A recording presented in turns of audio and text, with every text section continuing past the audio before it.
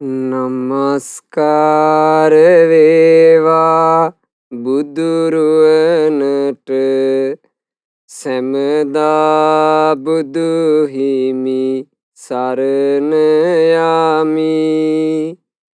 නමස්කාර වේවා ධම්රුවනට සැමදා සදහම් සරණ යමි. නමස්කාර වේවා සංඝරුවනට සැමදා මහා සංඝ සරණ යමි.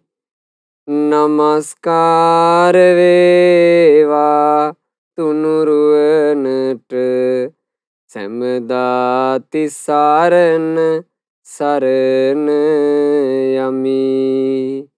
සාදු සාදු සාදු. අප හැම දෙනාගේ කල්යාණ මිත්‍ර ගුරු දේවෝත්තම පරම පූජනීය පින්වත් ලොකු ස්වාමීන් වහන්සේ නිදුක්ව නිරෝගව දීර්ඝායුෂ සම්පන්නියම ලබත්වා. සාදු සාදු සාදු. වාසනාවන්ත සදහැවත් පින්වතුනි, අපි කොයි කාගේ ජීවිතවලට පින්වතුනි ලැබිච්ච දේවලුත් තියෙනවා, නොලැබිච්ච දේවලුත් තියෙනවා. ඒක එක එක්කෙනාට විවිධයි. ඇතෙමෙකුට ලැබුණු දේ ඇතෙමෙකුට ලැබී නැත. ඇතෙමෙකුට නොලැබෙන දේ ඇතෙමෙකුට ලැබී ඇත. ඒ වුණාට මේ ලැබීම් නොලැබීම් අතරේ හැපි අපි ජීවිතවල සෑහෙන ප්‍රශ්න හදාගන්නේ නැද්ද? තමන්ට ලැබුණු දේවල් ගැන මිනිස්සුන්ට සෑහීමකට පත් වෙන්න බෑ. තව පතනවා. එතකොටත් ප්‍රශ්න.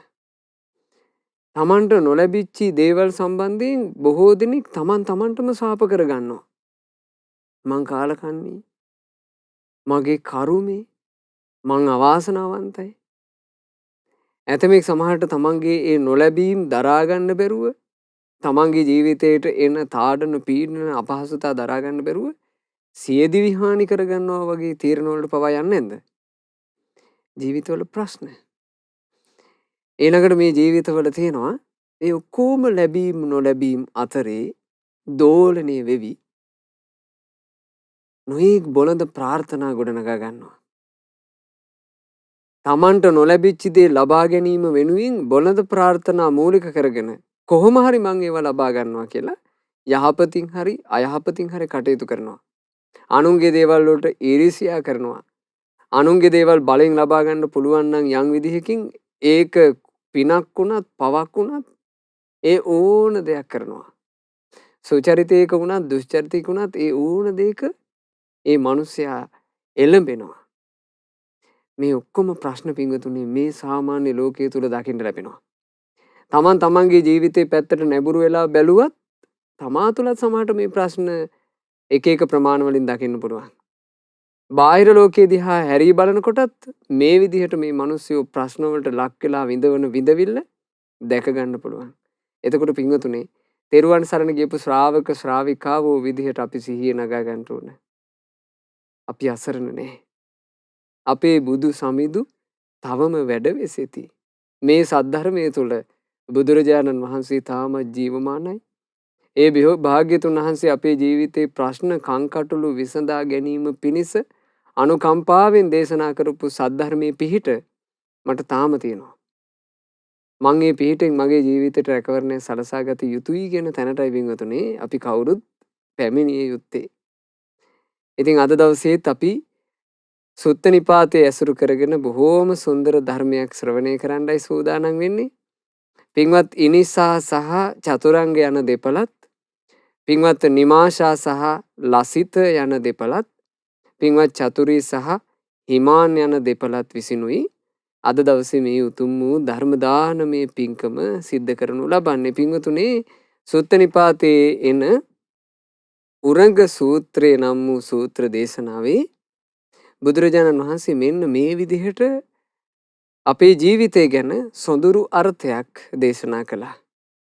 අපි ඒ භාග්‍යතුන් වහන්සේ වදාළ උතුම් ධර්මය සජ්ජායනා කරමු මේ විදිහට. යෝනාජ්ජගමා භවේසු සාරං විචිනං පුප්පමිව උදුම්බරේසු සෝභික්ඛු ජහතියෝර පාරං උරගෝ ජින්නමිව තචං පුරාණං යමෙක් දකින්නේ නැතිනම් මේ භවයේ කිසි හරයක් දිඹුල් රුක් වලින් නෙලන්ට මලක් නොතිබෙනා විලසේ මෙතෙර බැහැර කර දමමින් ඒ සමනායයි එතරම සර්පයාද බැහැර දැමුව දිරාගියපු හැවක් ලෙසින්. බලන්න ශාස්ත්‍රඥ වහන්සේ වදාළ දෙය. යෝනාජ්ජගමා භවේසු සාරං. මේ ඉපද යන ජීවිතේ මේ මුණ ගැහෙන දේ තුල හරවත් බවක් සාරයක් මහා වටිනා දෙයක් විදිහට යමෙක් දකින්නේ නැත්තම් විචිනම් පුප්පමිව උදුම්බරේසු හරියට දිඹුල් වෘක්ෂයේ නෙලාගන්ට මලක් නෑ වගේ. දිඹුල් වෘක්ෂයක් ළඟට ගිහිල්ලා මිනිස්සෙක් මලක් පැතුවාට ඇති වැඩක් නෑ. එයාට මල් ලබා ගන්න බෑ. හේතුව දිඹුල් වෘක්ෂය කියලා කියන්නේ මල් හට නොගන්නා වෘක්ෂයක්. ඒකෙන් මල් පතල වැඩක් නෑ. ඒ වගේ මේ ලැබෙන සංසාරගත ජීවිතේ එක එක ජීවිතවල මිනිසයා එක එක ජීවිතවල සත්වයා තමන්ගේ ජීවිතේට සැපය සැනසුමම පතනවා. නමුත් සංසාරය කියලා කියන්නේ පින්වතුනි දුක් සහිත ගමනක්. මේ දුක් සහිත ගමනේ අපි සැපේ පසුපස්සේ හඹාගෙන සැපේ පතනවා කියන එක හරියට පළඟැඩියෙක් ගින්නට ඇදෙනවා වගේ. ගින්නක් දැවෙමින් තියෙද්දී ගින්නක් දැල්වි තියෙද්දී පළඟැටියෝ ඒ ගින්න කරා ඇදෙනවා. ඒගොල්ලෝ මොකද්ද දෙයක් ඒ ගින්නේ හොයනවා. ඒගොල්ලන්ට තේරෙන්නේ වැටහෙන්නේ මේ ගින්න තමන් දවන බව. පළඟැටියා ඒ ගින්නට ඇවිල්ලා අණ්ඩක් දෙකක් පුච්චගෙන ඔන්න පැත්තකට වැටිලා දඟලනවා. දඟල ඉන්න ඔහුගේ ඒ දැවිල්ල යම් පමණකට සංසිඳුණාට පස්සේ ආයේ පළඟැටියා මොකද කරන්නේ? අර ඉතුරු වෙච්ච අණ්ඩක් දෙකක් එල්ලගෙන ආයෙ එන්නේ නැද්ද ගින්දරට? ඒ ගින්නෙම විනාශ වෙලා යනකම් පළඟැටියා කරන්නේ පිංගුතුනේ ගින්නටම ඇදෙන එක. ඒ වගේ මේ සංසාරේ ගමන් කරන සත්වයා සසර ගමනේ Tamanට මුණ ගැහෙන තැන එක එක විදිහට අල්ල ගන්නවානේ. Tamanට හම්බ වෙන එක සතුටින් වැළඳගෙන වාසය කරන්න උත්සුක වෙනවා. මිනිස්සුયો මනුස්ස කාමයට අහු වෙනවා. දෙවිවරු දිව්‍ය කාමයට අහු වෙනවා. ඒ කාමයන්ට අහු වෙලා ඊළඟට තිරිසන් සත්තු ගත්තොත් ඒගොල්ලන්ගේ ලෝකෙට අහු වෙනවා. හැම කෙනාම ඒ තැනට අහු වෙලා මේ දුක්ඛිත සංසාරේ කොටස්කාරයෝ වෙලා. දැන් බලන්න බුදුරජාණන් වහන්සේ වදාළ එක අවස්ථාවක දිව්‍ය ලෝකේ සිද්ධිය. දිව්‍ය ලෝකේ එක දේව පුත්‍රයෙකුට ගොඩාක් දිව්‍ය අප්සරාවියෝ ලැබිලා. මේ දිව්‍ය අප්සරාවියොත් එක්ක දිව්‍ය විමානේ ඉන්නකොට අර දිව්‍ය සම්පත්තියෙන් මේ දෙවියා පිස්සු වැටිලා. මේ දෙවියා දවසක් දිව්‍ය ලෝකයේ තියෙන නන්දන වනයේට තමන්ගේ අප්සරාවියෝ ටිකත් එක්ක පැමිණියා. දැන් මේ දෙවියාට අර දිව්‍ය කාමයෙන් මත් වෙලා තමන් උඩඟු වචනයක් ප්‍රකාශ කළා. අර තමන්ගේ අප්සරාවියන්ට කියනවා නැගණිවරුනි යම්කිසි කෙනෙක් මේ පරසතු මල් වලින් ගැවසී ගත්ත අතිශයින්ම චමත්කාර ජනක වූ තව්තිසාවේ නන්දන වනය දැකලා නැත්නම් නැගණිවරුනි ඒගොල්ලෝ සතුට දන්නේ. ඒගොල්ලෝ සැපේ දන්නේ. ඒගොල්ලෝ සැනසුම දන්නේ. මේක තමයි නැගණිවරුනි සැපය. මේක තමයි සතුට. මේක තමයි සැනසුම. මේ නන්දන වනයේට වඩා සතුටු තැනක් තවත් තියෙනවද කියලා මේ දෙවියා කිව්වා. එතකොට ඊට පොඩ්ඩක් එහා පැත්තේ හිටියා සිහි කල්පනාව තියෙන දෙවි කෙනෙක්. ඒ දෙවියා මේ දේව පුත්‍රයා කියපු කතාව අහගෙන ඉඳලා කියනවා අනේ මෝඩයෝ ඔහි මොකක්ද ඒ කියපු කතාව? ඔහි අහලා නැද්ද රහතන් වහන්සේලාගේ වචන? රහතන් වහන්සේලා වදාළේ මේ හැටගත් හැමදේම අනිත්‍යයි කියලා. මේ හටගෙන තියෙන දේවල්, මේ පේන දේවල්, මේ අපි ඇසුරු කරන දේවල් මේවා ඔක්කොම අනිත්‍යයි. අනිත්‍ය කියලා කිව්වේ වෙනස් වෙලා යනවා. අපි පතන ආකාරයෙන් අපි හිතන ආකාරයෙන් හැමදාම මේවා තියෙන්නේ. අපි සාරයක් කියලා හිතලා මේක අල්ලගත්තට මේක ඇති සාරයක් නෑ. මේවා වෙනස් වෙලා යනවා. අපිට සැප උපදිනවා කියලා හිතලා අපි මේවා අල්ලගත්තට එහෙම වෙන්නේ නෑ. මේවා වෙනස් වෙලා යනවා. මේ සැප හොය හොයා යන සංසාරික ගමන ගැන බුදුරජාණන් වහන්සේ දේශනා කළේ පින්වතුනි හරියට කෙහෙල් ගහක් පතුරු ගහ අරටුවක් හොයනවා වගේ. අරටුවක් වමනා කරන මිනිසෙක් අරටුවක් ඇතෙයි කියලා හිතලා පෙරලගත්ත කියලා හිතමු කෙහෙල් ගහක්. කෙහෙල් ගහ පෙරලගෙන මේ මිනිසයා කෙහෙල් පතුරු ගලවනවා. මේ පතුරු ගලවද්දී අරටුව හම්බ වෙයි. ඒක ගලවනකොට අරටුව හම්බෙන්නේ මොකද්ද? තවත් කෙහෙල් පතුරක්. එතකොට එයා ඒක ගලවනවා නෑ මේක ගලවද්දී හම්බ වෙයි. තවත් තියෙන කෙහෙල් පතුරක්. එයා ඒකක් ගලවනවා නෑ මේක ගලවද්දී හම්බ වෙයි. මෙහෙම තමයි කියනවා සංසාර ගමනේ සැපක් හොයාගෙන යන ජීවිතේ. සංසාරයේ කියන දුක් සහිත ගමනේ අපි මේ එක එක ඒවාට මුලා වෙවි සැප හොයාගෙන ගියොත් නම් පින්වතුනි අතරමං වෙනවාමයි. ඒ නිසානේ ලෞතර භාග්‍යවත් බුදුරජාණන් වහන්සේගේ බෝසත් ජීවිතේ බලන්න. බෝධිසත්වයන් වහන්සේට මොනවද නොතිබ්බේ? රම්මි සුරම්මි සුභ කියලා අති රමණීය මාලිගා තිබුණා. ප්‍රියාදර වූ බිසවක් තමන්ට බිරිඳ විදිහට ලැබුණා. තමන්ව හිතුවිල්ලකින්වත් ඉක්මවා යන්නේ නැති ආදරණීය බිරිඳක් තමන්ට ලැබුණා. තමන්ගේ දෙමව්පියෝ ගත්තත් ඊටාම කාරුණික දෙමව්පියෝ. සුදෝන් මහා නරේන්ද්‍රයා කියලා කියන්නේ රජවරු අතරේ හිටපු හරි වටින රජෙක්. ඒ රජුරෝ තමන්ගේ සේවක ජනයාට පවා ප්‍රණීත මාංශත් එක්ක කියනවානේ ආහාර පාන භුක්ති විඳින්න දෙන්නේ. එහෙම කරුණාවන්ත රජෙක්. ඊළඟට ප්‍රජාපති මාතාව ගත්තත් හරීම ගුණවන්ත කාන්තාවක්. මේ ඔක්කොම සිද්ධාර්ථ කුමාරයාට තිබුණා. සාමාන්‍යයෙන් ඒ ජීවිතේ ගත්තොත් එහෙම අපි හොයන සැප සම්පත් ඔක්කොම ඒ උත්තමයාට තිබුණා. හැබැයි ඒ උත්තමයා ඒ අතරේ දැක්කානේ ජීවිතේ ප්‍රශ්නේ. මේ ඔක්කොම සැප සම්පත් තිබුණත් ජීවිතේ වයසට යන හැටි බෝධිසත්වයෝ දැක්කා. මේ ඔක්කොම තියෙද්දි ප්‍රශ්නේ ඉවර නෑ. මේ ජීවිත ලෙඩ වෙනවා කියලා බෝධිසත්වයෝ දැක්කා. එකට ඉන්න ප්‍රියාදර අය වෙන් වෙලා යනවා. තමන් එකතු කරගන්න වටිනා වස්තු සම්භාර තමන්ට අහිමි වෙලා යනවා. මේවා බෝධිසත්වයෝ දැක්කා. මේ ඔක්කොමත් එක්ක හැපි ඉඳලා අන්තිමේ මේකේ ඇස් දෙක පියාගෙන මැරිලා යන්න වෙන එකක් තියෙන්නේ. ඒ ප්‍රශ්නේ බෝධිසත්වයෝ දැක්කා. මේ ඔක්කොම දැක්කට පස්සේනේ පින්වතුනේ ප්‍රශ්නයට විසඳුම හොයාගෙන මහා බෝධිසත්වයන් වහන්සේ අභිනිෂ්ක්‍රමණය කළේ. ඇසල පුර පසළොස්වක පුන් පොහෝ දිනයක ජීවිතේට හැබෑම සැනසුමක් හැබෑම සැපයක් හොයාගෙන අභිනිෂ්ක්‍රමණය කළා. අර මුලාව කියන කඩතුරාව ඉරලා දැම්මා. දැන් මේ මනුස්ස ලෝකයේ තියෙන මනුස්ස කාමයට මිනිස්සු අහු වෙනවා. දැන් දෙව්ලොවේ පින්වතුනේ දෙවියන්ට උපදින කාම වස්තුවට දෙවිවරු කොහොම පටලවිලා යනව ඇද්ද? දිව්‍ය ලෝකේ එක දේව පුත්‍රයෙක් හිටියා. අතිශයින්ම මනස්කාන්ත මනමෝහනීය වූ දිව්‍ය විමානයක් එයාට ලැබුණා. ඒ දිව්‍ය විමානේ මේ දේව පුත්‍රයාට උපස්ථානයේ පිණිස අප්සරාවියෝ දහසක් ලැබුණා. ඒ කාලේ පරසතු ගහේ මල් පිපෙන කාලේ. පරසතු ගහේ මල් පිපුණාම පිඟුතුනේ හරි ලස්සනයි කියනවා දෙවිවරු ඒ කාලෙට ගොඩක් සන්තෝෂ වෙනවා.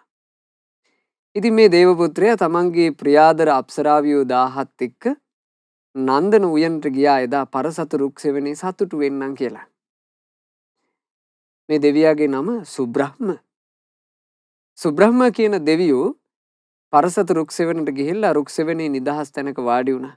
වාඩි වුණාම අර අප්සරාවිය ඇවිල්ලා සුබ්‍රහ්ම දෙවියට කියලා තියෙනවා අනේ දේව පුත්‍රය අපි ඔයාව සරසන්ටද ලස්සන පරසතු මල් වලින් ඔයාව සරසන්ට අපි ආසයි. එතකොට මේ දේව පුත්‍රයා කිව්වා නැගණිවරු කැමති දෙයක් කරන්න.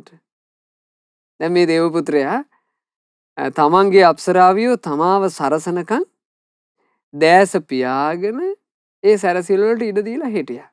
දැන් මේ අප්සරාවියෝ එක එක ඒවා කරනවා. මල් වලින් ඔටුනු හදනවා. මල් මාලා ගොතනවා. ඇතමෙක් මේ නොයේ ගීත ගායනා කර කර මල් නෙලනවා. දැන් මෙතන ගොඩාක් ඒවා තිබුණා. 1000ක් දෙනා 1000ක් හිතුවිලි වලින් සුබ්‍රහ්ම දෙවියව සරස හිටියා. එකපාර S2 පියාගෙන හිටපු මේ දේව පුත්‍රයාට පාළුවක් දැනුණා. ඇස්සරලා බලනකොට දිව්‍ය අප්සරාවියෝ එක්කෙනෙක්වත් පේන්නේ නැහැ.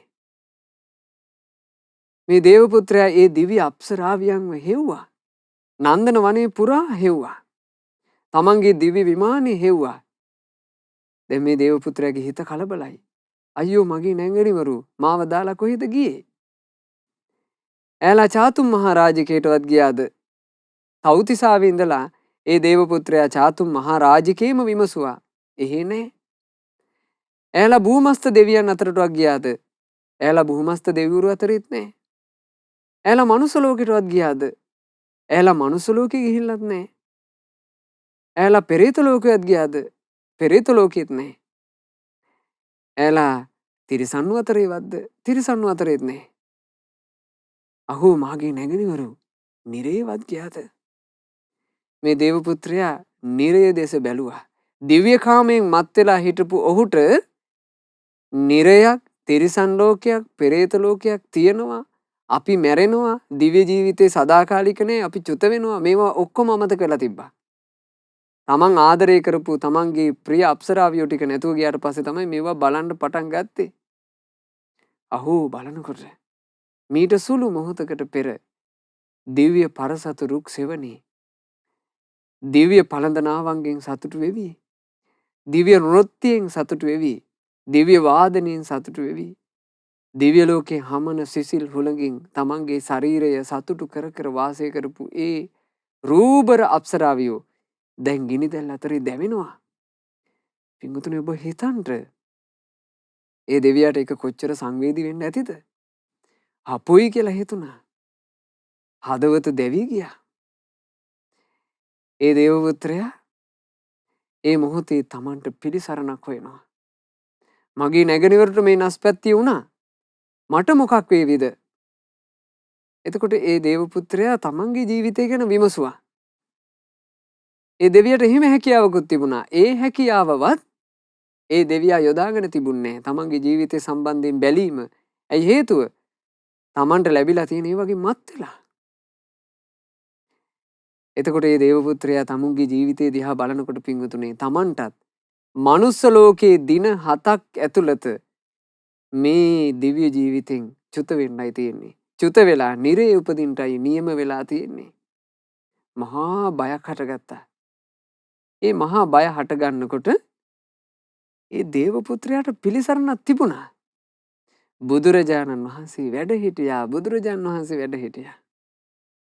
ඒ දේව පුත්‍රයා අපේ බුදු සමිඳු තවම වැඩ ඉන්නවා නොවෑ කියලා.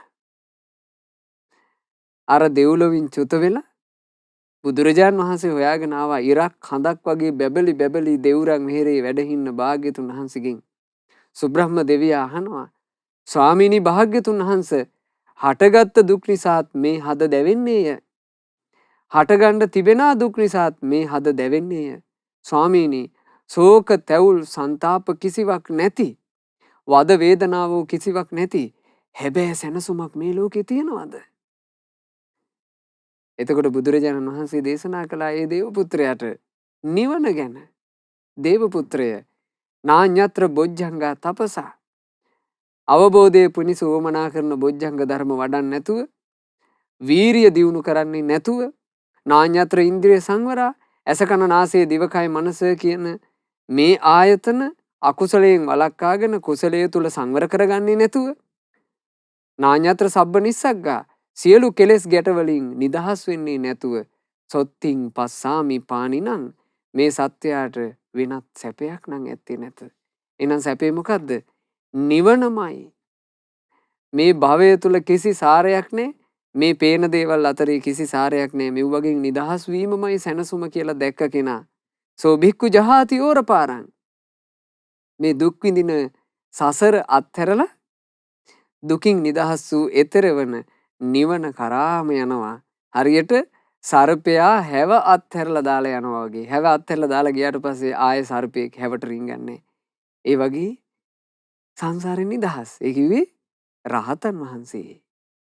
බලන්න පින්වතුනි, රහතන් වහන්සේලා බවට පත්වෙච්චි ඒ අසිරිමත් මුනිවරුන්ගේ ජීවිත කොයිතරම් සුන්දරත්වයකින්ද ගොඩනැගෙන්නේ නැත්තේ.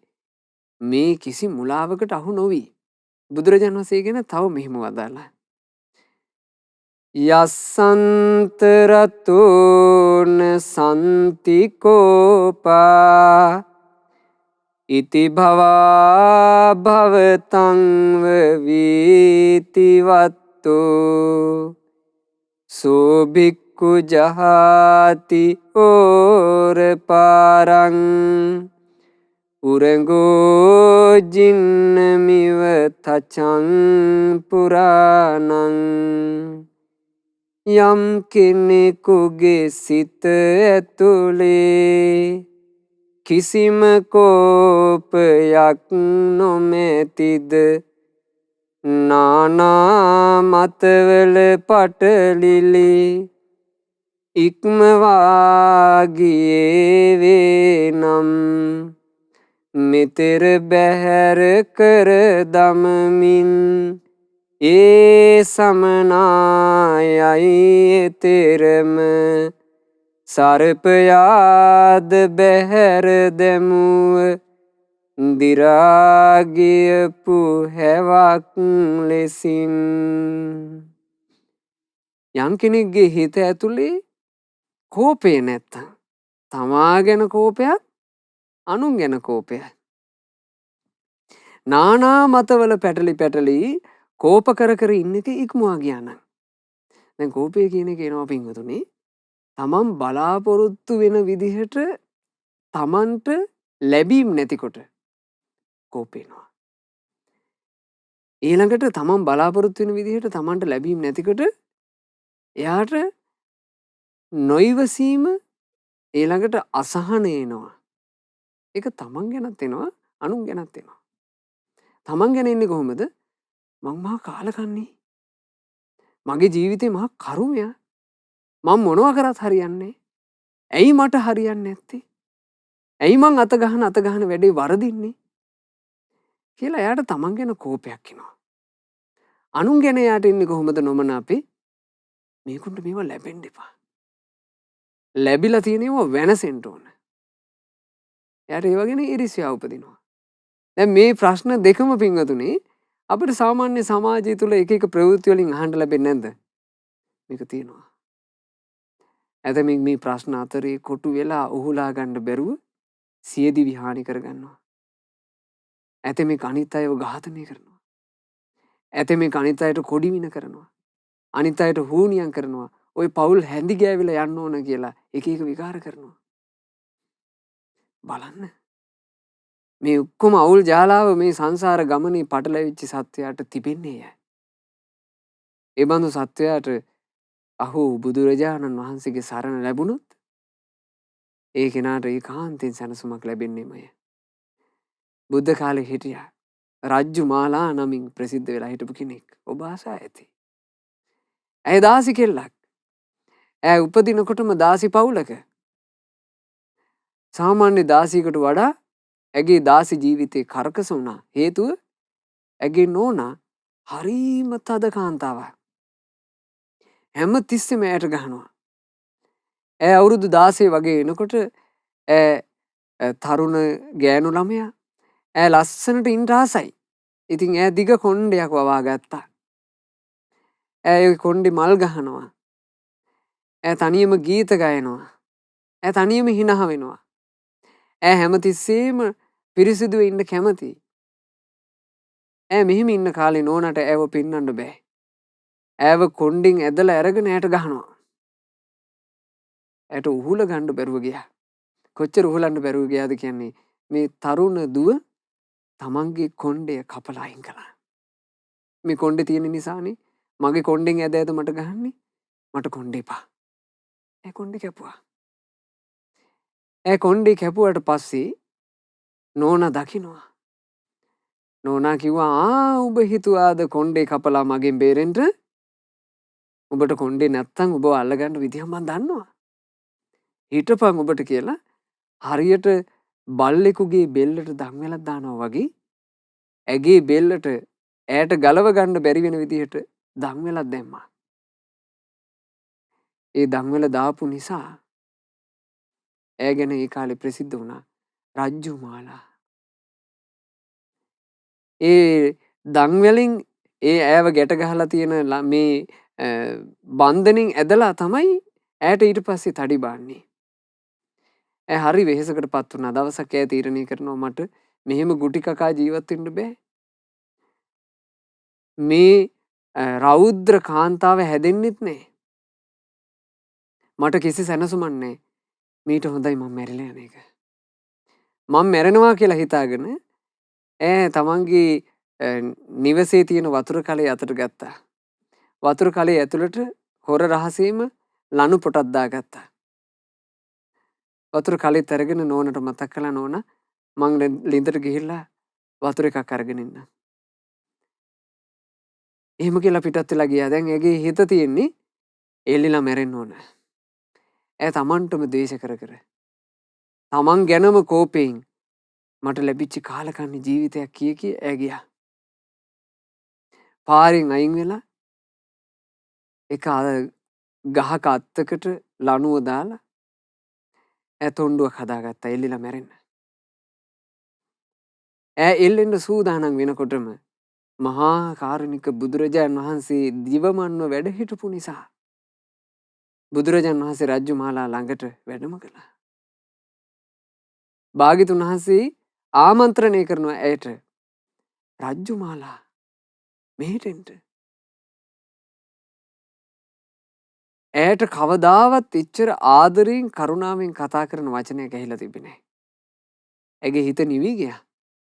ඇය භාග්‍යතුන් වහන්සේ ඉදිරියේ දන ගහගෙන බුදුරජාණන් වහන්සේගේ සද්ධර්මය ඇහුවා. කොහොමද පින්වතුනි ඇය ඇහුවේ බුදුරජාණන් වහන්සේගේ සද්ධර්මය අදටත් අපට ඉතුරු වෙලා තියෙන රහතන් වහන්සේලා විසින් අපට ආරක්ෂා කොට දායාද කළ කල්යාණ මිත්‍රයන් වහන්සේලා විසින් අපට සරලව තේරුම් ගන්න පුළුවන් විදිහට පරිවර්තනය කළ බුදුරජුන්ගේ ශ්‍රී සද්ධර්මය එදා ඇයට සිරි සම්බුදු මුව මඩලින්ම අහන්න ලැබුණා. ඇගේ ජීවිතේ සැනසී ගියා. රාජ්‍යමාලා ආයේ නිවසට ආවේ සිනහසිසි. ඇය hina වෙමින් ආවා කියලා ඇගේ ප්‍රශ්න ටික වෙරුන්නේ. ඇයට වෙනදා වගේම දන් වලින් ඇද පහර දුන්නා. ඇගේ නෝනාගේ රෞද්‍ර භාවය වෙනස් වුණේ. හැබැයි ඇය ධර්මයේ තුලින් සැනසුණු ජීවිතයක අර හැම දෙයකට මුහුණ දීගෙන හිටියානේ.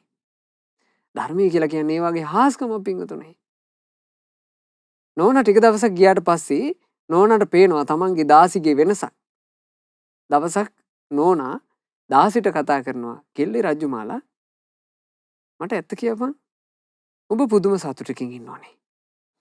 කෙල්ලේ ඔබ එදා වතුර එකක් අරගෙන එන්න ලිඳට ගියපු දවසේ ඉඳලා තමයි මම මේ වෙනස දැක්කේ. මොකද්ද කෙල්ලේ උඹට උනේ? එතකොට කියනවා නෝනා මට මගේ සැනසිලි දායකයන් වහන්සේව හම්බ වුණානේ. දැන් මගේ ජීවිතේ මොන ප්‍රශ්න ආවත් නෝනා මගේ සැනසුම නැති කරන්න බෑ. රජ්ජුමාලා සෝතාපන්න වෙලා. රජ්ජුමාලා ශ්‍රාවිකාවක් බවට පත් වෙලා. රජ්ජුමාලාගේ ජීවිතේ ගිනි නිවි ගිහිල්ලා. බුදුරජාණන් වහන්සේගේ ධර්මය කියලා කියන්නේ එහෙම ජීවිතවල ගිනි නිවෙන එකක් පිංගුතුනේ. මේ ධර්මය ඉතා ගෞරවයෙන් සාදරයෙන් වැළඳ ගන්නට. මේ ධර්මයට පුළුවන් අපේ ජීවිතවල තියෙන කංකටොළු දොස් සියලු දේ නසා දාන්නට. එකල බුදුරජාණන් වහන්සේ ජීවමානව වැඩ ඉද්දී බුදුරජාණන් වහන්සේ ශ්‍රාවකයාට සැනසීම පිණිස යම් දහමක් දේශනා කළාද ඒ ධර්මයමයි රහතන් වහන්සේලා අපට ඉතුරු කළේ. මේ ධර්මයට අදටත් පුළුවන් අපේ ජීවිතයට සැනසුමක් උදා කරන්න. අපිට තියෙන්නේ ගෞරවයෙන් ධර්මයේ ඉගෙනගෙන ඒ ධර්මයේ මතකේ දරාගෙන ඒ ධර්මයේ ටික ටික නමුත් අපිට පුළුවන් විදිහට පුරුදු කරන්න මහන්සි ගන්න එකයි. බුදුරජාණන් වහන්සේ බලන්න උරංග සූත්‍රයේදී මේ විදිහේ ගාථා රත්නයක් දේශනා කළා. අපි හැමෝම සජ්ජායනා කරමු. යස්ස විතක්කා විදුපිතා අජ්ජත්තං සුවිකප්පිතා අසේසා සුබික්කු ජහාති ඕරපාරං උරංගෝ ජින්නමිව තචං පුරාණං යමෙක් විසින් වෙනසුවේද සිතේ බොළඳ විතරකයන් තම සිත තුළ ඒ විතරක නැත්තට නැති කළේ වේද මෙතෙර බැහැර කර දමමින් ඒ සමනායයි එතරම සර්පයාද බැහැර දැමුව දිරාගියපු හැවක් ලෙසින්. යම් කෙනෙකුගේ හිත ඇතුලේ බොළඳ විතර්කයෝ පවතිනවා නම් ඒ බොළඳ විතර්ක කියලා කියන්නේ ජීවිතේ අනතුරේ හෙළන එකක්. සමහරවිට පින්වතුනි බොළඳ විතර්ක වලින් ගුටි කෑවේ මහා පින් තිබ්බ අය. ගෞතම සාසනයේ අරහත්වයට පත් වෙන්න තරම් පින් තිබ්බ අයන් සසුනේ පැවිදි වෙලා ඉන්නකොටත් බොළඳ විතර්ක වලින් ගුටි කාලා තියෙනවා. භාග්‍යතුන් වහන්සේ සැවැන් නුවර දෙවුරන් මෙහෙරේ වැඩ ඉන්නකොට බුදුරජාණන් වහන්සේ ළඟ එක තරුණයෙක් මහණ වුණා.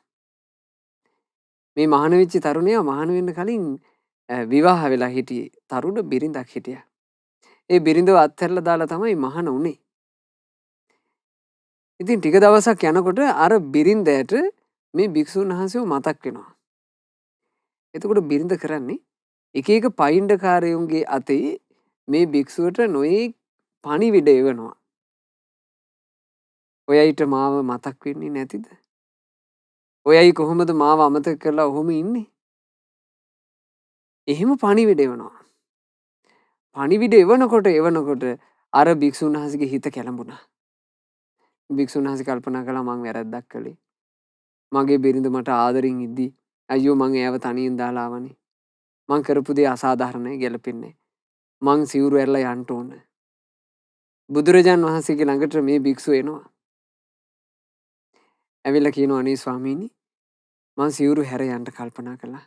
මං සිවුරු ඇරලා ස්වාමීනි පිනක් දහමක් කරගෙන මං ජීවිතේ ගත කරන්න. බුදුරජාන් වහන්සේ ඇහුවා ඇයි පින්වත් භික්ෂුව ඔයා සිවුරු අරින්න කල්පනා කළේ? මොකද්ද හේතුව? අනේ ස්වාමීනි මම මහාන වෙන්න කලින් විවාහ වෙලා හිටියේ මගේ තරුණ බිරිඳව අත්හැරලායි මම මහාන වුනේ. ස්වාමීනි ඈට මානෙතුව පාළුයි. ඇයි මට තියෙන ආදරේ නිසා මට පණිවිඩ වෙනවා. මමත් ඉතින් කරපු වැඩේ ගැලපෙන්නේ නැහැ ස්වාමීනි. මං ඒ නිසා ආයෙ යන්න හිතුවා. බුදුරජාණන් වහන්සේ වදාලා භික්ෂුව ඔය හිතට එන බොළඳ හිතවිල්ලට අහු වෙන්න එපා. පෙර ජීවිතේකත් ඔබ ඔය වගේ බොළඳ හිතවිලි වලට අහු වෙන්න ගිහිල්ලා භික්ෂුව අවසානයේ නිරයෙන් කෙලවර වුණේ. ඔබ ආයෙ වෙනසෙන්නද ලැහැත්ති? එතකොට මේ භික්ෂුන් වහන්සේ බුදුරජාණන් වහන්සේගෙන් වන්දනා කරගෙන ඇහුවා අනේ ස්වාමීනි භාග්‍යතුන් වහන්සේ මම දන්නේ නැහැ. මම පෙර ජීවිතයක නිරය ගමනකින් මගේ ජීවිතේ විනාශ කරගත්ත හැටි මම දන්නේ නැහැ. ස්වාමීනි මට ඒ ගැන අනුකම්පාවෙන් කියා දෙනසේක්වා. ඒ වෙලාවේ බුදුරජාන් වහන්සේ මේ භික්ෂුව සම්බන්ධයෙන් අතීත ප්‍රවෘත්තියක් දේශනා කළා. බරණැස බ්‍රහ්මදත්ත කියලා රජ කෙනෙක් රාජ්‍ය විචාරමින් ඉන්න කාලේ ඒ රජුගේ නගරයේම දුප්පත් පවුලක එක තරුණයෙක් හිටියා. මේ තරුණයා සුදුසු කල වයසේදී දුප්පත් තරුණියක්ව තමන්ගේ ගෙදරට කැඳවාගෙන ආවා. ඒ තරුණියට ඔහු ගොඩාක් ආදරය කළා. ඒ තරුණියත් එක්ක ගත කිරීමෙන් ඔහු සතුටු වුණා. මේ දෙන්නගේ විවාහ ජීවිතේ ඔහොම ටික දවසක් ගත වෙනකොට බරණැස් නගරේ මහා උත්සවයක් යෙදුණා. ඒ උත්සවයේදී මේ දුප්පත් පොහොසත් ભેද නැතුව හැම මිනිස්සෙක්ම ඒකට ගිහිල්ලා සතුටු වෙනවා. මේක නිකන් කානිවල් එකක් වගේ එකක්. මිනිස්සු සින්දු කියනවා, නටනවා, නොයේකුත් විදිහට මිනිස්සු සන්තෝෂ වෙනවා මෙතෙන්ට ගිහිල්ලා. ඉතින් මේ තරුණයාට මේ උත්සවේ පටන් ගන්නවා කියලා ආරංචි වුණාම හරි සන්තෝෂයි. මේ මිනිස්සයා ගෙදෙට්ට දුවගෙන ආවා. තමන්ගේ බිරිඳට මේ සතුට පණිවිඩය කියන්න. දන්නවාද සොරුන්දුරි කාර්තික උත්සවයේ යෙදෙනවා. ඒ කාර්තික උත්සවයට ඉතින් අපි මේ සැරේ අපි දෙන්නම යන්. අපි දෙන්න ගිහිල්ලා අපි දෙන්න ගොඩාක් සතුටු වෙමු. කාර්තික උත්සවේ අද හෙටම යොදා ගන්නයි රජුරෝ හිතාගෙන ඉන්නේ. මේ තරුණයා මේක සතුටින් උද්දාමයෙන් කිව්වට මේ තරුණයාගේ ආදරණීය බිරිඳ ඒක එච්චර සතුටින් ගත්තේ නැහැ. මට බෑ කිව්වා.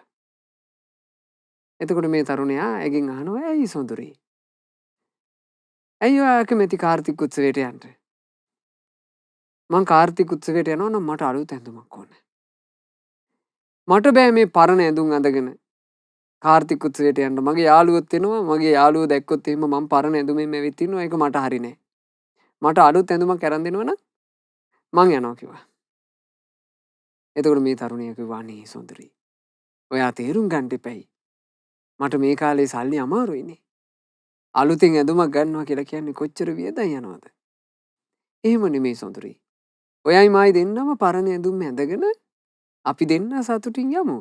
අපි දෙන්නට අපි දෙන්න හිටියනම් ඇතිනේ. අපි දෙන්න කාර්තික උත්සවයට ගිහිල්ලා ගොඩාක් සතුටු වෙමු. එතකොට මේ කාන්තාව කියනවා හරි මට අලුත් ඇඳුම් ඕනේ නැහැ. එහෙමනම් අනේ අපි අපේ තියෙන පරණ ඇඳුම් වලට අලුතෙන් ඩයි කරමු. මං හරි ආසයි අනේ කුසුම්බ මල් පාටට. රතු පාට කුසුම්බ මල් වලින් මගේ ගවුම ඩයි කරගෙන ඒ රතු පාට ගවුම දිගට දිගේ ඇඳගෙන ඔයාගේ ඇඟේ දැවටිලා ඔයාට තුරුල් වෙලා කාර්තික උත්සවයේ සතුටු වෙන්න මං හරි ආසාවෙන් ඉන්නවා. ඇයි මේ තරුණයාගේ ඔළුවට දුන්න අමුතු සිහිනයක්. මේ තරුණයාට ඒක මැවිලා පෙවුණා. තමන්ගේ ප්‍රියාදර තරුණ බිරිඳ රතු පාට ගවුමකින් සැරසිලා තමන්ගේ ඇඟේ තුරුල් වෙලා ඇයි දැන් මේ උත්සව භූමියේ යනවා ඔහුට පේනවා. ඔහු කිව්වා හරි සොඳුරි. අපි කුසුම්බ මල් වලින් පාට කරමු. ඉතින් සොඳුරි අපි කොහෙන්ද කුසුම්බ මල් හොයන්නේ? කුසුම්බ මල් අනේ තියෙන්නේ රජුරුවන්ගේ රජ උයනේ කිව්වා. මේ තරුණයා බය වුණා. මේ තරුණයා කියනවා සොඳුරි ඔයා මොකද්ද මේ කියන්නේ? රජුරුවන්ගේ රාජකීය උයන කියලා කියන්නේ රකුසු අරක්ගත්ත විලක් වගේනේ. හැම තිස්සෙම රාජපුරුෂයෝ අවදියෙන්. අපි කොහොමද කුසුම්බ මල් කඩන්න රජ උයනට යන්නේ? අපි ඉල්ලුවාට අපි වගේ දුප්පතුන් ඉල්ලුවාට රජුරුව කුසුම්බ මල් අපිට දෙවිද? එතකොට ඈ කියනවා තමන්ගේ බිරිඳට ආදරය කරන තමන්ගේ බිරිඳව කොහොම හරි සතුටු කරන්න ඕන කියලා හිතන වීරියවන්ත පුරුෂයෙකුට අමාවක රාත්‍රියක රජුරුවන්ගේ උයනට පැනලා කුසුම්බ මල් ටිකක් කඩා ගන්න එක වැඩක්ද කිව්වා. ඒ කිව්වේ මොකද්ද පින්වතුනි? අමාවක රාත්‍රියක් වුණාම සම්පූර්ණයෙන් කට්ට කලුවරයි. කට්ට කලුවරි රජුරුවන්ගේ උයනට පැනලා කුසුම්බ මල් කඩාගෙන හොරකම් කරගෙන වරින් කියන එක තමයි මේ කිව්වේ. තමන්ගේ බිරිඳත් එක්ක අර කාර්තික උත්සවයේ සතුටු වෙන්න තියෙන ආසාව කියන එක හොල්මන් කරන මේ තරුණයා ඒ බොළඳ විතර්කේ වසඟිට ගියා. මේ තරුණයා තීරණය කරනවා මං රජ උයනට පයින්නවා. අමාවක දවස් එනකන් ඇඟිලි ගැනගෙන හිටියා. අමාවක එළඹිච්චි දවසේ මේ තරුණයා මල්ලකුත් අරගෙන රජුරන්ගේ උයනට පැන්නා. පයින් කොටම සද්ද ඇහුණා. රාජපුරුෂයෝ අල්ලගත්තා. අල්ලගෙන ඇදගෙන ගියා. රජුරවන්ට ඉදිරිපත් කළා රජතුමනි මේකා මල්ලකුත් අරගෙන රජ උයනට පැන්නා. එතකොට රජුරුව කියනවා මල්ලකුත් අරගෙන රජ උයනට පැන්නේ මේකා මොන වගේ වටින දෙයක් අරගෙන යන්නද දන්නේ නේ? මේකා හොරෙක්. හොරුන්ට තියෙන දඬුවම තමයි උල තැබීම. තියාපන් උල කිව්වා. මේ දුප්පත් තරුණයාව වදක බෙරේ ගගහ කටුකසෙන් තලතලා ඇදගෙන ගිහිල්ලා වදක භූමියේ උල තිබ්බා. ඔහුගේ ශරීරයේ පසාරු කරගෙන ñර ñර ගගා උලක් බහිනවා. ඒ උල බහිමින් තියෙද්දී ඔහුගේ හිත කියනවා මෙහෙම. අහෝ මේ මගේ ශරීරයේ පසාරු කරගෙන උලක් බහිනවා. මගේ කයට වේදනයි. හැබැයි ඒක නෙවෙයි මට තියෙන ලොකුම වේදනාව. මේ වෙලාවේ මේ ශරීරයේ පසාරු කරගෙන උල බහිද්දි ඒ වදක භූමියේ ඉන්න කපුටෙක් අර මිනිමස් කාලා හුරුවට පිංගතුනේ පණ පිටින් හිටපු මේ තරුණයාගේ ඇහැ උගුල්ලන්න පටන් ගත්තා. මේ තරුණයාට පණ තියෙද්දීම කපුටා ඔළුවේ වහලා ඇහැ උගුල්ලනවා. ඔහුට ආව බලවත් වේදනාවක්. එතකොට ඔහුගේ හිතෙන් හිතනවා මගේ ශරීරයේ වහපු මේ කපුටා මම පණ පිටින් ඉද්දිම මගේ ඇහැ උගුල්ලනවා. මට වේදනයි. හැබැයි ඒක නෙවෙයි මට තියෙන ලොකුම වේදනාව. අයියෝ මට මාගේ ප්‍රියාදර වූ සොඳුරියත් සමග ඈ රතු ලස්සන වස්ත්‍රය ඇඳගෙන ඉද්දි ඈ හැඩකාරියක් විදිහට ඉන්නකොට එයත් එක්ක එකට තුරුළු වෙලා ආදරෙන් වෙලිලා කාර්තික් උත්සවයට යන්න අවස්ථාව තිබ්බා. අයියෝ මට ඒක නැතුව ගියා. අයියෝ මට ඒ අවස්ථාව නැතුව ගියා කිය හදවතින් තැවි තැවි උල බැහැලා මැරුණා. රාගයෙන් දැවි දැවි බොළඳ විතර්කයක වසඟයට ගිහිල්ලා ඔහු මිය පරලෝ ගියපු නිසා මරණින් මත්තේ ඔහු උපන්නේ අවීචි මහා නරකාදී. මෙහින් උලක් බැහැලා දැවිලා මැරෙනකොට එහින් නිරේ ගිනි දැල් වෙලාගෙන පිංගුතුනි සංසාරේ හරි භයානකයි.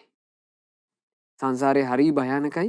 ඔය ජාතක ප්‍රවෘත්ති ආදීන් പ്രേත වස්තු ආදීන් අපිට මේ දුක්ඛිත ඉරණම් කතාවල චුට්ටයි අහන්න ලැබෙන්නේ. තව කොච්චර ඇද්ද මෙහෙම කතා. මේ කෝටි සංඛ්‍යාත වූ සත්ව ප්‍රජාව අතරේ තව කොච්චර ඇද්ද මෙහෙම කතා.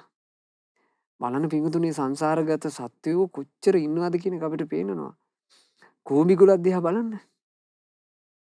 ඒ ඔක්කොම ජීවිත නේද? ඊළඟට බලන්න කුරුළු ගස්වල කුරුල්ලෝ ඉන්න ගොඩ. ඒ ඔක්කොම සංසාරේ යන ජීවිත නේද? කීටයෝ වගේ ඉන්න මේ ඔය වතුර වලවල් වල එහෙම කීටයෝ ඉන්නවා. බලන්න එක තැන සිලි ගගා කීටයෝ ගොඩ. ඔක්කොම සංසාරගත ජීවිත නේද? ඉතින් ඒ නිසා මේ ජීවිතය කියන එක පින්වතුනි අපි හරි කල්පනාවෙන් යුක්තව ගොඩනගා ගත යුතු එකක්. ඒ කල්පනාවෙන් ජීවිතේ ගොඩනගා ගන්නා කෙනෙකුට බුදුරජාණන් වහන්සේ නමකගේ ශාසනය මුණ ගැහුණා කියලා කියන්නේ. ඒකමයි ලාභය. දැන් බලන්න අර තරුණ භික්ෂුව සිවුරු හැර යන්න හිටපු කෙනා. ඔහුගේ ජීවිතය ගැන ඔහුට අහන්න ලැබුණා. බුදුරජාණන් වහන්සේ වදාලා භික්ෂුව එදා ඒ උල ඉඳගත්ත තරුණයා වෙන කවුරුත් නෙවෙයි ඔබ. එදා කුසුම්බ මල් පැහැයෙන් යුක්තව ඇඳුමක් මේ ඩයි කරගෙන ඔබත් එක්ක සතුටු වෙන්න ඕනේ කියලා කියපු ස්ත්‍රියාව වෙන කවුරුවත් නෙමෙයි. ඔබට ඔය පණිවිඩ එවපු ඔබේ මේ වත්මන් බිරිඳම තමයි ඒ කාලේ. ඔය සිදුවීම දැක්කේ මමයි. ඒ කාලේ භික්ෂුව මං රුක්ෂ දේවතාවෙක් කිව්වා. බලන්න වින්තුනේ. මේ කාරණේ බුදුරජාණන් වහන්සේ හෙළිදරව් කළා විතරයි අර භික්ෂුන් වහන්සේට සිහි උපන්නා. බොළඳ විතර්කේ අයින් කළා. මං සිවුරු අරිනවා කියන අදහස අතහැරියා. අතහැරලා මේ භික්ෂුන් වහන්සේ තීරණය කළා ගොඩක් වේරියෙන් යුක්තව ධර්ම මාර්ගයේම මම පුරුදු කරනවා. මම සීලය පුරුදු කරනවා. මම සමාධිය පුරුදු කරනවා. මම ප්‍රඥාව පුරුදු කරනවා. මේ බොළඳ විතර්ක මට වැඩක් නැහැ. එහෙම තීරණය කළා ඒ භික්ෂුව වීරියෙන් ධර්මයේ හැසිරුණා. එතකොට තමන්ගේ බොළඳ විතර්ක නසා ගන්න තියෙන්නේ කාටද? තමන්ටමයි. ඒ උදෙසා ධර්මයේ තුල කරන්නේ මඟ පෙන්වීම. ජීවමාන බුදුරජාන් වහන්සේ වැඩ හිටපු කාලේ කරෙත් මඟ පෙන්වීම. බුදුරජාන් වහන්සේ බොළඳ විතර්ක නැති කරලා දැම්මේ නැහැ. එහෙම නැති කරලා දාන්න හැකියාවක් නැහැ. හැබැයි බොළඳ විතර්ක නැතිවීම පිණිස ප්‍රඥාව උපදවා ගන්නට බුදුරජාණන් වහන්සේ ධර්මයේ දේශනා කළා. ඒ බුදුරජාණන් වහන්සේ දේශනා කරපු ධර්මය බොළඳ විතර්ක නසාදාන ජීවිතයට රැකවල් පිණිස පවතින ධර්මය අදත් අපිට ඉතුරුලා තියෙනවා. එහෙනම් අපේ ජීවිතේ රැකගන්න තියෙන අවස්ථාව අදටත් අපිට තියෙනවද නැද්ද? තියෙනවමයි. අර භික්ෂුන් වහන්සේ වීරියෙන් ධර්මයේ හැසිරෙනකොට මෙතර බැහැර කර දමමින් ඒ උතුම් ශ්‍රමණයන් වහන්සේ එතරටම ගියා. විදෝ යඳෝ යන දුක්ඛිත සංසාරයෙන් එතර වුණා. යන්තා කංකටුළු ඇද්ද ඒ කංකටුළු ඔක්කොම සසරටයි අයිති. සසරින් නිදහස් වෙච්ච කෙනාට ඒ කංකටුළු එකක්වත් අයිති නෑ. සංසාරේ යනකම් පින්වතුනි එකම ජාතිය ප්‍රශ්න ආය ආය එනවා. දැන් බලන්න එක ජීවිතයක බිරිඳු ස්වාමියා වෙච්ච දෙන්න ආයෙමත් බිරිඳු ස්වාමියා වෙලා එකටම හම්බ වෙලානේ. මෙහෙම කොහොම අපි පටලවි යනව ඇද්ද? මෙහෙම පටලවි යන අති දුක්ඛිත සංසාර ගමනින් ඒ භික්ෂුන් වහන්සේ එතරටම ගියා හරියට සර්පයා හැව බහැර දාලා ගියා වගේ. ආයේ කවදාවත් ඒ උතුමන් මේ සසරට පැමිණෙන්නේ නැත. මේ දහම් කතාවෙන් පින්වතුන්ලාට තේරෙන්නේ නැති ප්‍රශ්න කියන ඒවාගේ වෙනසක් කාලයට අනුරූපව නැහැ. ඒ කාලේ තිබුණු ප්‍රශ්නම මේ කාලෙත් තියෙනවා. මේ කාලේ තිබුණු ප්‍රශ්න ඒ කාලෙත් තිබිලා තියෙනවා. ඒ කාලේ ඒ අයට තිබුණු ප්‍රශ්න වලට විසඳුම උනේ බුදුරජාණන් වහන්සේගේ ධර්මය නම් මේ කාලෙත් ඒවට තියෙන විසඳුම බුදුරජාණන් වහන්සේගේ අකාලික වූ ශ්‍රී සද්ධර්මයමයි. ඒ ධර්මයේ පිහිට පිළිසරණ රැකවරණය සලසාගෙන අපටත් අපේ ජීවිතේ බුදු සසුනේ පිහිට ලබාගත් ජීවිත බවට පත් කරගන්න වාසනාව ලැබේවා. සාදු සාදු සාදු. රැස් කළා වූ සියලු පුණ්‍ය ධර්මයන් සියලු දෙවියෝ සතුටු සිතින් අනුමෝදන් වෙත්වා. සග්දෙවිඳානෝ සතර වරන් දෙවිවරු සෙන්පති දෙවිවරු ප්‍රධාන කොට සදෙව් ලෝකවාසී සියලු දෙවිවරුත් අද දවසේ ධර්ම දාන සිදු කළ පින්වතුන්ලා ප්‍රධාන අප හැමදෙනාගේ ඉෂ්ඨකාමී හිතකාමී දෙවිවරුත් පින් අනුමෝදන්ව දෙවියෝ දිව්‍ය සැපෙන් වැඩෙත්වා. ඒ දෙවියෝ අප හැමදෙනාව යෙහින් ආරක්ෂා කරත්වා. සාදු සාදු සාදු. අපගේ ගුරු දේවෝත්තම පරම පූජනීය පින්වත් ලොකු ස්වාමින් වහන්සේට මේ සියලු පුණ්‍ය ධර්මියෝ අනුමෝදන් වෙත්වා. ගුරු දේවයන් වහන්සේන් දුක්ඛ නිරෝගව දීර්ඝායුෂ ලබත්වා. මහමෙවුනා වාසී රටලෝක වාසී මහා සංඝරත්නයටත් පින්වත් අනගාരികා මෑණිවරුන්ට සිල් මෑණිවරුන්ටත් පැවිදි අපේක්ෂාවෙන් සිටින පින්වත් හැමදෙනාටත් මේ පින් අනුමෝදන් වෙලා නිදුක් නිරෝග සුව ලබත්වා. දිගාසිරි ලබත්වා. ගෞතම සාසනේ ධර්මාවබෝධයෙන් සැනසෙත්වා. සාදු සාදු සාදු.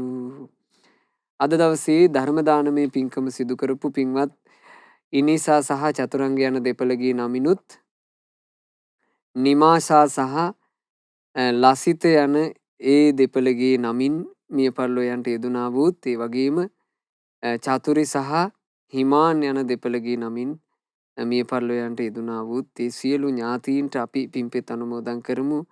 විශේෂයෙන් නිමාසා සහ ලසිත දෙපළගේ නමින් මිය පරලොව යෙදුණා වූ පින්වත් සුනිල් ජයන්ත සිල්වා පියාණන්ට මේ සියලු පින් අනුමෝදන් වෙත්වා. චතුරි සහ හිමාන් යන දෙපළගේ නමින් මිය පරලොව යෙදුණා වූ පින්වත් හීම් බණ්ඩා ජයසුන්දර සහ කොලින් රාජපක්ෂ යන ඒ පියවරුන්ට මේ සියලු පුණ්‍ය ධර්මය අනුමෝදන් වෙත්වා. තම තමන්ගේ නමින් මිය ගියා වූ සියලු ඥාති සමූහයා මේ පින අනුමෝදන්ව ඥාතීන්ගේ පරලොව ජීවිත ඒකාන්ත වශයෙන් සැපයට පත්වේවා.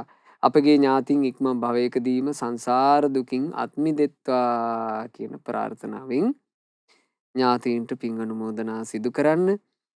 ධර්ම දානය කරපු පින්වතුන්ලා විශේෂයෙන් බලාපොරොත්තු වෙනවා ඉනිසා සහ චතුරංග යන ඒ දෙපළට තමන්ගේ ජීවිතයේ නිදුක් නිරෝග සුව ශාන්තිය පිණිස දීර්ඝායුෂ සම්පත්තිය පිණිස මේ පින හේතු වේවා.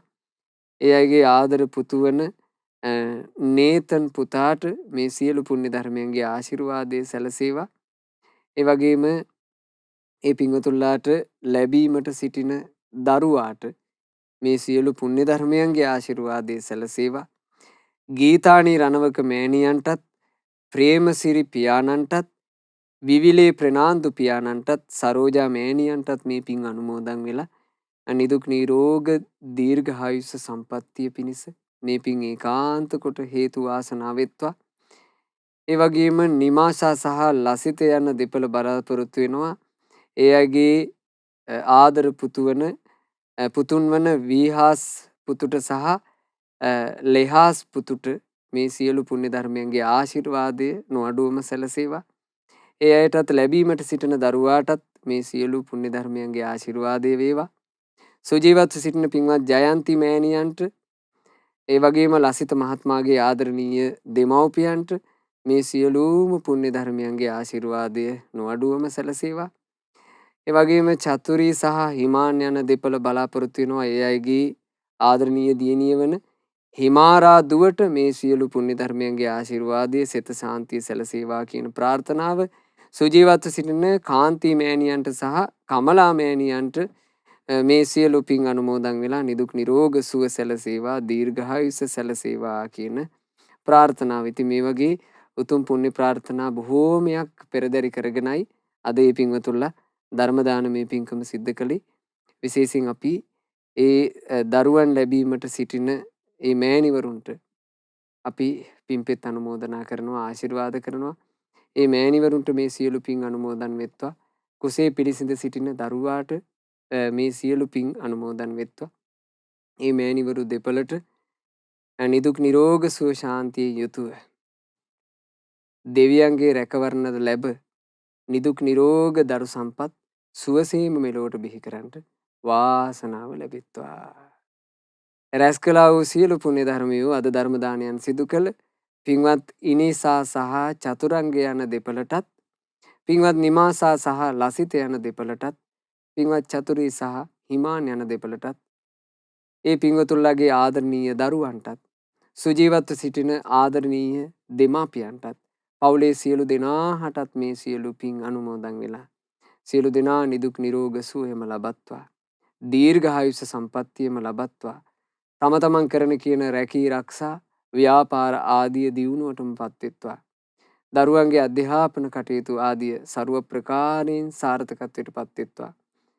සතුටින් සමගියෙන් යුතුව තම තමන්ගේ ජීවිත සැනසෙල්ලේ ගත කරන්න ලැබෙත්වා. ජීවිතවලට යම් මේ පෙනෙන නොපෙනෙන කරදර බාධාව වෙද්ද ඒ සියල්ල දුරින්ම දුරු වෙත්වා. තමන්ගේ ජීවිතේ තවදුරටත් කලන මිතුරු ඇසුර ලැබමින් සුවසේ පින් කරගන්නට ලැබෙත්වා. සුවසේ ගුණදහම් දියුණු කරගන්නට ලැබෙත්වා. බුදුරජාන් වහන්සේගේ ධර්මයේ තුලින් තමන්ගේ ජීවිත අවබෝධයෙන් යුතුවම ගත කරන්නට පින්වතුන්ලා හැම දිනාට වාසනාව ලැබෙත්වා. අද ධර්ම දාන සිදු කරපු පින්වතුන්ලාටත් ශ්‍රද්ධා මාසික ධර්ම දාන සමාජික පින්වතුන්ලාටත් ශ්‍රද්ධා කාර්ය මණ්ඩලයේ සියලුම දෙනාටත් නිරතුරු දහම් ශ්‍රවණයේ යෙදෙන මේ පින්වතුන්ලා හැම දිනාට මේ ගෞතම බුදු සසුනේම ධර්මාවබෝධයෙන් සැනසෙන්න වාසනාව ලැබෙත්වා. තෙරුවන් සරණයි. නමෝ බුද්ධාය.